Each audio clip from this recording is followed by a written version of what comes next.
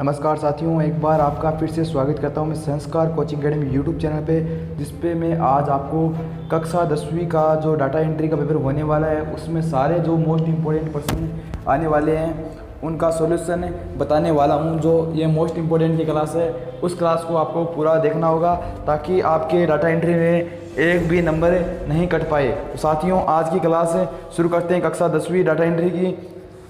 तो अभी तो बहुत ही कम छात्र जुड़ पाए हैं, तो इस लाइव वीडियो को जल्दी से जल्दी शेयर कर दीजिए ताकि आपके भी जो दोस्त वगैरह सभी जुड़ पाएँ और इस क्लास का आनंद ले सके। तो साथियों, जल्दी से इस क्लास को शेयर कर दीजिएगा एक बार। और हम शुरू करते हैं डाटा एंट्री की क्लास। इस क्लास में आपको मैं जितने भी सारे इंपॉर्टेंट प्रश्न बताऊंगा उनकी पीडीएफ में आपको प्रोवाइड करा दूंगा, और ये आपको मैं वीडियो के एंड तक बता ही दूंगा कि आपको पीडीएफ कैसे मिलेगी। और पूरा पेपर डाटा एंट्री का मैं अपने व्हाट्सएप पे आपको सेंड कर दूंगा। साथियों देखिएगा, पहला प्रश्न आपका आता है कि कंप्यूटर में डाटा स्वीकार करने की युक्ति है। कंप्यूटर में पहला प्रश्न है, कंप्यूटर में डाटा स्वीकार करने की युक्ति है, तो इसका राइट आंसर हो जाएगा इनपुट यूनिट। जो इनपुट यूनिट होती है वो कंप्यूटर में डाटा स्वीकार करने की युक्ति होती है। तो इनपुट करते हैं कंप्यूटर में तभी तो कोई डाटा स्वीकार होता है, तो इनपुट युक्ति इसकी राइट आंसर हो जाएगी। ठीक है, इसका राइट आंसर हो जाएगा। दूसरा प्रश्न आपका है कि कंप्यूटर की विशिष्ट भाषा में लिखे निर्देशों के समूह को क्या कहते हैं? प्रोग्राम कहते हैं। प्रोग्राम, कंप्यूटर में जो लिखे हुए निर्देश होते हैं भाषा में उन्हें क्या कहते हैं? प्रोग्राम कहते हैं। एक बाइट में कितने बिट होते हैं? साथियों, एक बाइट में 8 बिट होते हैं। सबसे मोस्ट इंपॉर्टेंट प्रश्न है साथियों, ये आपका सबसे मोस्ट इंपॉर्टेंट प्रश्न है और वेरी मोस्ट प्रश्न है, मोस्ट है ये आपका, तो आप इसको अच्छी तरीके से याद कर लेना। और अगला प्रश्न है, न्यूमेरिक की पेड की मुख्यतः प्रयोग किया जाता है। न्यूमेरिक पेड का मुख्यतः प्रयोग किया जाता है, तो इसका सही राइट आंसर हो जाएगा बैंकिंग कार्य में। बैंक के कार्यों में न्यूमेरिक पेड का प्रयोग किया जाता है। अब देखिए, आपका सबसे मोस्ट इंपॉर्टेंट एक बार और प्रश्न आता है, माउस एक है। अब देखो, आपको दो ही प्रश्न आते हैं इस चैप्टर से, इनपुट डिवाइस और आउटपुट डिवाइस। इनपुट उपकरण और आउटपुट उपकरण। तो इनपुट उपकरण कौन कौन से हैं, आउटपुट उपकरण कौन कौन से हैं, ये आपको याद होना चाहिए। अब माउस क्या है? इनपुट उपकरण है। ठीक है, कीबोर्ड क्या है? इनपुट उपकरण है। ठीक है, जैसे कि प्रिंटर है, आउटपुट उपकरण है ना, तो इनके आपको नाम याद कर लेने हैं। अब देखिए साथियों, अगला प्रश्न आपका टाइप मेटिंग की दर होती है। तो साथियों, टाइप मेटिंग की दर होती है 10 बार प्रति सेकंड। 10 बार प्रति सेकंड टाइप मेटिंग की दर होती है। किसी कागज पर प्रिंट द्वारा छपा गया आउटपुट कहलाता है, यह कहलाता है हार्ड कॉपी। साथियों, क्या कहलाता है? हार्ड कॉपी कहलाता है। अगला प्रश्न आपका, सीआरटी के अतिरिक्त सतह पर लेपित किया जाता है। सीआरटी के अतिरिक्त सतह पर फॉस्फोरस पदार्थ लेपित किया जाता है। सीआरटी जो कैथोड रे ट्यूब में लिखा होती है सीआरटी, उस पर क्या किया जाता है? फास्फोरस तत्व का लेपित किया जाता है। सीआरटी पे किसका लेपन किया जाता है? फास्फोरस तत्व का। अब देखिए, सही गलत आपको बताना है। ठीक है, अब देखो, जिन फाइलों को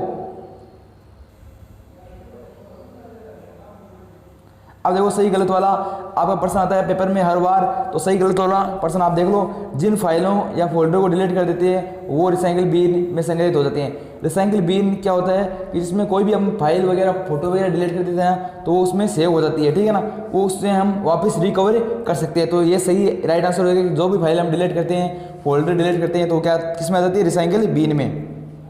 और आपको पूछ सकते हैं कि रिसाइकिल बिन क्या होता है, तो आपको लिखना है जिन फाइल या फोल्डर को डिलीट कर देता है वो रिसाइकिल बिन में संग्रहित हो जाता है। यह लाइन आपको लिख देनी है। एडिट मेन्यू में फाइल का पुनः नामकरण लिख सकते हैं। ठीक है, तो ये गलत। एडिट मेन्यू में हम फाइल का पुनः नामकरण नहीं लिख सकते। अब देखो, अगला प्रश्न आपका, किसी नए सॉफ्टवेयर को इंस्टॉल करने के लिए विंडो में तीव्र व सरल वे प्रदान करता है। ठीक है, विंडो क्या है? तीव्र व सरल जो रास्ता है वो प्रदान करता है। तो ये सही राइट आंसर हो जाएगा सही। ठीक है, अब देखिए, रिक्त स्थान वाले आपके प्रश्न वो भी पेपर में आपका आता है, तो रिक्त स्थान वाले प्रश्न आप देख लो किस प्रकार से आपको करना है। तो साथियों, आपका पहला प्रश्न है कि किसी भी फाइल में खाली स्थान का प्रयोग करके फोल्डर को चयनित किया जाता है। तो माउस का अपन दायां बटन दबाते हैं ना, तो फाइल में फोल्डर को चयनित कर सकते हैं। ठीक है, माउस का दायां बटन आपको याद रखना, माउस का दायां बटन। कि जब हम किसी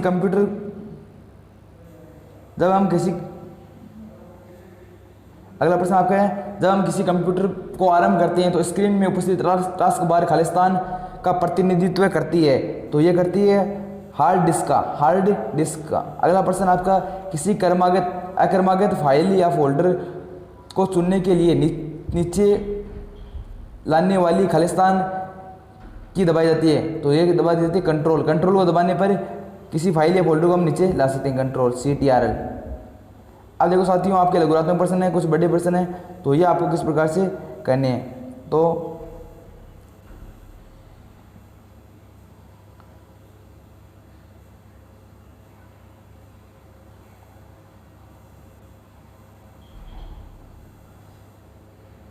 अब देखिए साथियों, आपको प्रश्न आता है पत्र व्यवहार के लिए उपयोग में ली जाने वाली MS ऑफिस के विकल्प को खालिस्तान कहते हैं।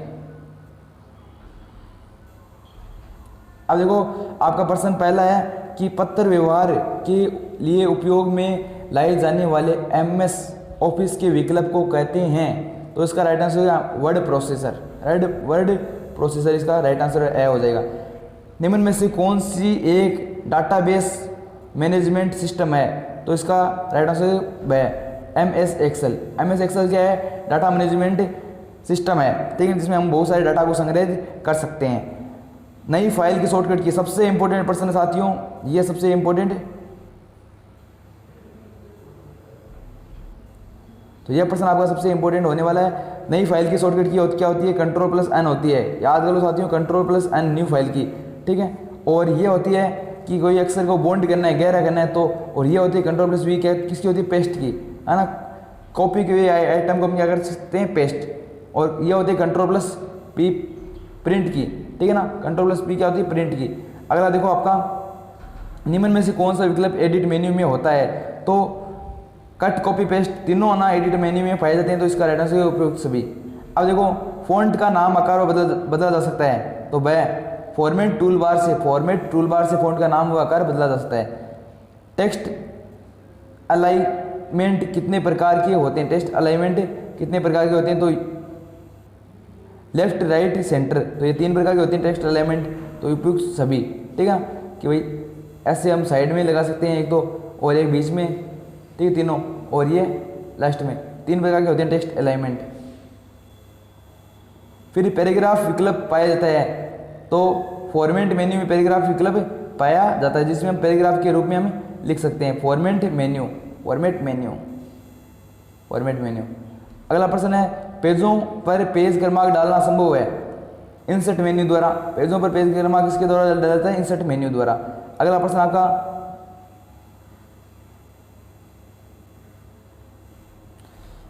ये देखो सबसे इंपॉर्टेंट प्रश्न, फाइल को सेव करने की शॉर्टकट की। फाइल को सेव करने की शॉर्टकट की साथियों बार परीक्षा में पूछा जाता है, मोस्ट पर्सन, आपको ये लगा लो, ये मोस्ट पर्सन, ठीक है। तो इसकी क्या होती है, Ctrl+S, फाइल को सेव करने की शॉर्टकट की। अब देखो 11 ऑप्शन, नया पैराग्राफ टाइप करने से पूर्व किसी कुंजी का प्रयोग करके कर्सर स्वतः ही दाएं और कुछ स्थान शिफ्ट हो जाता है, तो ये होती है टैब की द्वारा। टैब एक की होती है, बटन होता है टैब का, तो वो दबाते हैं, तो इस प्रकार से अपन देख सकते हैं। अक्षरों की मुख्य प्रयोग में लिए जाने वाली शैलियाँ। अक्सर में हम क्या कर सकते हैं, कोई भी हम टेक्स्ट लिख रहे हैं कंप्यूटर में, तो उसमें हम क्या क्या कर सकते हैं, एक तो उसे बॉन्ड कर सकते हैं गहरा, और इटैलिक मतलब तिरछा कर सकते हैं, अंडरलाइन कर सकते हैं उसके नीचे, और रेगुलर तो हम रोज़ इस्तेमाल करते हैं उस तरीके से। जस्टिफाइड अलाइनमेंट क्या है, तो टेक्स्ट के बाएं और दाएं और दाएं और दोनों और समान दूरी व्यवस्था बनाए रखना क्यों कहते हैं जस्टिफाइड अलाइनमेंट। कि बाएं और ये अपना कोई पेज है, इसमें हम टेक्स्ट लिख रहे हैं, कुछ लिख रहे हैं, तो इधर जितनी जगह छोड़ी है उधर भी उतनी जगह छोड़ना, ये क्या कहलाता है, जस्टी अलाइनमेंट, ठीक है। अब देखो अगला प्रश्न क्या है आपका, हेडर व फुटर क्या है, सबसे मोस्ट इंपोर्टेंट प्रश्न साथियों, सबसे मोस्ट इंपोर्टेंट प्रश्न, आप इसको याद कर लेना, हेडर और फुटर परीक्षा में पक्का पूछा जाएगा। साथियों आपको बता दूं कि मैं आपके लिए इतने अच्छे वीडियो बना रहा हूँ, आपके लिए कंटेंट आपको डिलीवर कर रहा हूँ, और आप किसी भी वीडियो में जो आपका पेपर होता है तो कमेंट करके नहीं बताते कि सर हमारा पेपर कैसा हुआ, जैसे मैथ का पेपर हुआ आपका, तो कमेंट करके बताया करो, जैसे भी आपका पेपर हो, अच्छा हो बुरा हो, मैंने पढ़ाया उसमें आया है नहीं है, ये तो बात की बात है, लेकिन आप कुछ तो हमें रिस्पॉन्स दिया करो कि हमें भी पता चले कि हम जो वीडियो बना रहे हैं वो बच्चों के लिए कैसे साबित हो रहे हैं, ठीक है ना। तो हमें कुछ भी पॉजिटिव या नेगेटिव आप रिस्पॉन्स दे सकते हो, ठीक है, जिससे हमको अपने कंटेंट पर पता चले कि हम किस प्रकार की लेवल की तैयारी करवा रहे हैं। हेडर व फुटर, हमारी फाइल व पेज में उपस्थित देखो ये पेज है मान लो, ठीक है ना, ये पूरा आप क्या देख रहे हो, पेज देख रहे हो, ठीक है ना, ये पूरा पेज है। अब इस पेज के अंदर जो ऊपर की जगह बचती है ना पेज में, वो कहलाती है हेडर, और जो नीचे की जगह होती है वो होती है फोल्डर। तो इनका क्या काम होता है, दिनांक, पेज नंबर, लेखक का नाम इत्यादि लिखने में हेडर और फुटर का काम में लिया जाता है। कोई भी सूचना प्रदर्शित करते हैं हेडर व फुटर के माध्यम से। देख लो इस प्रश्न को एक बार, इसका स्क्रीनशॉट भी आप ले सकते हो, ये प्रश्न है, ठीक है। अब देखो व्याकरण जांच करने के में प्रदर्शित सूचना के कितने विकल्प होते हैं, व्याकरण को हम कितने प्रकार से जांच सकते हैं। तो ये 3 विकल्प होते हैं अपने में, एक या अधिक, इग्नोर, व्याकरण संबंधित मदद, 3 प्रकार से। विशेष अक्षर क्या है, विशेष अक्षर क्या है, कुछ चिन्ह जो कीबोर्ड में अंकित नहीं है। वैसे कोई भी सारे अक्षर तो कीबोर्ड में आ नहीं सकते, बहुत सारे चिन्ह होते हैं जो कीबोर्ड में क्या है, अंकित नहीं है, कीबोर्ड में उनका बटन नहीं दिया हुआ है, जिससे हम दबा के उनको प्रेस करके हम टेक्स्ट में लिख सकते हैं, किंतु कुछ कुंजियों को मिलाकर बनाए जाते हैं, तो ऐसे अक्षर विशेष अक्षर कहलाते हैं। कुछ अक्षर है जो कीबोर्ड में नहीं होते हैं और हम उनको क्या कहते हैं, 2-3 बटन दबा के एक नया अक्षर का बना सकते हैं, तो उसी क्या कहते हैं, विशेष अक्षर। जैसे कि देखो अल्टर, कंट्रोल और सी, तो इससे क्या बन जाता है, ये अक्षर आपको चिन्ह बन जाता है, ये चिन्ह आपका बन जाता है कॉपीराइट वाला, ठीक है ना, सी के अंदर गोला, ये आपका बन जाता है। प्रिंट प्रीव्यू क्या है, सबसे मोस्ट इंपॉर्टेंट प्रश्न साथियों, प्रिंट प्रीव्यू क्या है, तो आप इस प्रश्न को ध्यान से देख लो, मोस्ट इंपॉर्टेंट प्रश्न है प्रिंट प्रीव्यू। अब देखो प्रिंट प्रीव्यू किसी भी पेज का प्रिंट करने से पूर्व है, व्यू लेना, व्यू देखा जाता है, इसे प्रिंटिंग में आने वाली गलतियों का अनुमान लग सकते हैं। मतलब कोई भी अब पेज आप प्रिंट कर रहे हो तो पहले ही हमें पता चल जाएगा ये पेज किससे आएगा, कंप्यूटर में पहले देख सकते हैं कि ये पेज किस प्रकार से आएगा, तो उसे क्या कहते हैं, प्रिंट प्रीव्यू कहते हैं। और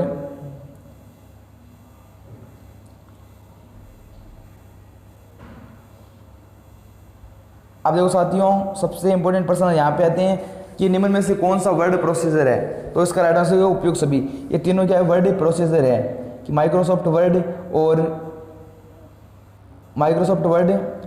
वर्ड स्टार और वर्ड परफेक्ट, तो इसका राइट आंसर क्या है, उपयुक्त सभी, ठीक है।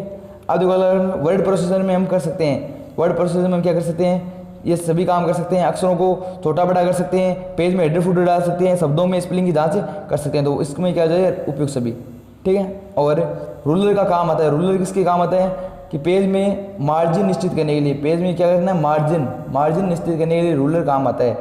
हेडर के लिए स्थान होता है, हेडर का स्थान कहाँ पे होता है, पेज के ऊपरी हिस्से पे, ऊपरी हिस्से को क्या कहते हैं, हेडर कहते हैं, पेज का जो ऊपरी हिस्सा है उसे हेडर, नीचे हिस्से को फुटर कहते हैं, याद कर लेना। तो पेज की आकृति खालिस्तान हो सकती है, तो पोर्ट्रेट, लैंडस्केप, पोर्ट्रेट क्या होता है, लैंडस्केप क्या होता है, पोर्ट्रेट तो ये साइज होती है पोर्ट्रेट, ठीक है ना, और लैंडस्केप क्या होती है, ये वाली, ठीक है ना, तो पोर्ट्रेट और लैंडस्केप, ये लैंडस्केप और ये है पोर्ट्रेट, ठीक है। तो इसका सही राइट आंसर है उपयुक्त दोनों, पोर्ट्रेट और लैंडस्केप, कि भाई पेज है ना आपका ऐसे भी आड़ा भी हो सकता है और एकदम सीधा लंबा भी हो सकता है, तो इसका राइट आंसर उपयुक्त सभी। अब देखो प्रिंटिंग की शॉर्टकट की सबसे मोस्ट इंपॉर्टेंट प्रश्न आता है साथियों, प्रिंटिंग की शॉर्टकट की, इसका right answer Ctrl+P, P for print, तो P फॉर प्रिंटिंग की क्या होती है, Ctrl+P। अब देखो 7वां प्रश्न आपका, निम्न में से क्या इंसर्ट मेन्यू में की मदद से डाला जाता है, तो picture, word art, clip art, तो ये तीनों ना प्रिंट इंसर्ट मेन्यू के माध्यम से डाला जाता है, तो इसका राइट आंसर उपयुक्त सभी। साथियों आप लाइक में बहुत ज़्यादा कंजूसी कर रहे हो, लाइक नहीं कर रहे हो वीडियो को, तो लाइक एक बार आप कर दो जिससे हमें भी अच्छा लगे। अभी तो लाइक की संख्या बहुत ही कम है, जितने लोग देख रहे हैं उतने लाइक भी नहीं हुए हैं, अभी तो 10 लाइक हुए हैं। तो साथियों फटाफट से लाइक कर दो, 20 लाइक होने चाहिए इस क्लास में, अभी तक आपने लाइक नहीं किया तो लाइक जल्दी से कर दो। अब मैं आपको बताने वाला हूँ सबसे मोस्ट इंपॉर्टेंट प्रश्न जो आपके आगे आते हैं, एक्सेल की विशेषता, सबसे मोस्ट इंपॉर्टेंट प्रश्न है साथियों एक्सेल की विशेषता। आपको इस प्रश्न का स्क्रीनशॉट ले लेना है, ठीक है। इसकी पूरी 11 विशेषताएं हैं, 5 विशेषता पिछले पन्ने में थी और ये 5 विशेषता और हैं। अब देखो प्रिंट किए जाने वाले पेजों की रेंज को चयन करने की सुविधा, एक्सेल में क्या करते हैं, अपने जो जितने पेज हम चाहते हैं कि इतने पेज हमको प्रिंट करने हैं उतने पेज हम ले सकते हैं, और पूरी वर्कशीट को प्रिंट करने की सुविधा देते हैं, जितनी भी पूरी वर्कशीट होती है उसको पूरी एक साथ हम प्रिंट कर सकते हैं। करेक्ट पेज को ही प्रिंट करने की सुविधा, कि हमें मान लो कि भाई 10 पेज है, 10 में से मेरे को 508वां पेज चाहिए, तो एक्सेल में क्या कर सकते हैं, 508वां अलग से प्रिंट कर सकते हैं। और देखो सिलेक्शन, वर्कशीट में किसी विशेष भाग को प्रिंट करने की सुविधा देता है। और पेज, यह वर्कशीट में प्रिंट किए जाने वाले पेजों की संख्या को निरूपित करता है। पेज भी पेजों की संख्या भी बताता है। प्रिंट एमएस एक्सेल में प्रिंटिंग के समय एक अन्य सुविधा है, वो है प्रिंट डायलॉग बॉक्स, जो निश्चित विकल्प में उपस्थित होता है उसे प्रिंट इज अवेलेबल कहते हैं। प्रिंट इज अवेलेबल कहते हैं, जिसे हम प्रिंट सीधा ही कर सकते हैं। अब फिर आते हैं सब 3 इंपॉर्टेंट पर्सन। साथियों 3 इंपॉर्टेंट पर्सन, इन तीनों का आपको स्क्रीनशॉट ले लेना है। साथियों तीनों का स्क्रीनशॉट आपको लेना है, पेपर में कंफर्म इन्हीं में से एक क्वेश्चन आएगा। तो साथियों पहला प्रश्न आपका है कि एक्सेल में स्तंभ होते हैं। स्तंभ क्या होती है? इससे मतलब लंबे कॉलम, ऐसा लंबा कॉलम क्या कहते हैं? स्तंभ। और पंक्ति क्या कहते हैं? ऐसी बड़ी लाइन होती है ना, उसे क्या कहते हैं? बड़ी लाइन होती है, उसे क्या कहते हैं? पंक्ति। ठीक है ना, यह पंक्ति और यह है आपका स्तंभ। अब देखो एक्सेल में कुल कितने स्तंभ होते हैं? राइट आंसर होगा 256। एक्सेल में पूरे 256 स्तंभ होते हैं। और देखो एक्सेल में कुल कितनी पंक्तियाँ होती है? तो एक्सेल में 16,384। साथियों इन तीनों प्रश्न के उत्तर मेरे को कमेंट बॉक्स में आपको बताने हैं। आप कमेंट कर देना कि एक्सेल में कितने पंक्ति होती है, कितने स्तंभ होते हैं। ठीक है ना, तो मैं देखूंगा कि कितने बच्चों ने इस वीडियो को अच्छी तरीके से देखा है। एक्सेल में कुल कितने मेन्यू होते हैं? तो इसमें एक्सेल में कुल 9 मेन्यू होते हैं साथियों, 9 मेन्यू की संख्या कितनी है? 9। एक्सेल में वर्कशीट को संधारित करने का निवेश है, संधारित करने का निवेश है, तो उसे क्या कहते हैं? सेव कहते हैं। सेव। अब देखो एक्सेल में सबसे ऊपर की पंक्ति में पाए जाने हेतु निर्देश, तो सबसे ऊपर की पंक्ति में जाने के लिए क्या दबाते हैं? Control plus home. तो सीधा आगे क्या चले जाते हैं? ऊपर की पंक्ति में कंट्रोल प्लस होम, होम का बटन और कंट्रोल। एक्सेल की सहायता से बनाए जा सकते हैं। तो एक्सेल की सहायता से क्या बना सकते हैं? स्प्रेडशीट, डाटाबेस, ग्राफिक्स, कोई भी सीट। तो इसका राइट आंसर उपयुक्त सभी डी। अब देखो अगला प्रश्न,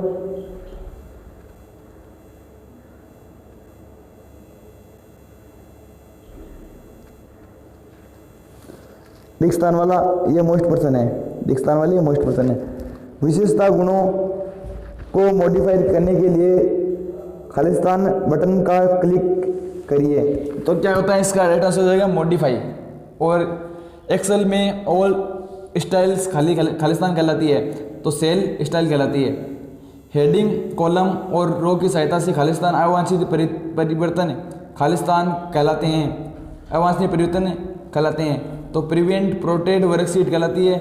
और आगे प्रश्न देखो आप, चार्ट ग्राफिक्स में उपलब्ध कराई जाने वाली, चार्ट ग्राफिक्स में उपलब्ध कराई जाने वाली सूचनाओं के महत्व बताइए। तो ये आप प्रश्न आप ही पढ़ सकते हो, इसका आंसर जो आपको दिखाया जा रहा है। ठीक है, ये आप पढ़ लेना। चार्ट में किन्हीं 5 अवयवों के नाम लिखने, 5 अवयवों का नाम लिखना है। एक तो चार्ट टाइटल, एक एक्सेस टाइटल, एक वाई एक्सेस हो गया जाएगा आपका, और एक फ्लो चार्ट। और ये वापस आ गया एक्सेल में कुल। अब देखो इनके आंसर आप मेरे को बताओ कमेंट में। अभी एक्सेल में कुल कितनी पंक्ति होती हैं साथियों? इसका राइट आंसर बताओ। एक्सेल में कुल कितनी पंक्ति होती है? पहले मैं इस प्रश्न का आंसर करा चुका हूँ। और एक्सेल में कुल कितने स्तंभ होते हैं? पंक्तियाँ, पहले स्तंभ कितने होते हैं, फिर पंक्तियाँ बता देना, और मेन्यू कितने होते हैं। तो आपको बता दूँ कि आप में कितने स्तंभ होते हैं? 200 साथियों 256 स्तंभ होते हैं। ठीक है, और पंक्तियाँ कितनी होती है? 1684, 16,384। और मेन्यू कितने होते हैं? 9। और अगला प्रश्न देखो, आपको एक्सेल में वर्कशीट को संधारित आपको करा चुका हूँ मैं पहले प्रश्न। नई फाइल की हेतु शॉर्टकट की है, नई फाइल की शॉर्टकट की होती है कंट्रोल प्लस एन। तो साथियों वीडियो कैसा लगा कमेंट बॉक्स में जरूर बताना, और चैनल पे पहली बार आए तो चैनल को सब्सक्राइब जरूर कर लेना, और बेल आइकन को ऑल पर सेलेक्ट कर देना, ताकि जो भी वीडियो है वो आपको धुआंधार लेवल पे अपलोड होते ही आपको मिल जाए। तो साथियों मिलते हैं अगले वीडियो में, तब तक के लिए टेक केयर, बाय बाय। और हमारे व्हाट्सएप ग्रुप से जरूर ज्वाइन हो जाना, क्योंकि आपको ये PDF है ना वो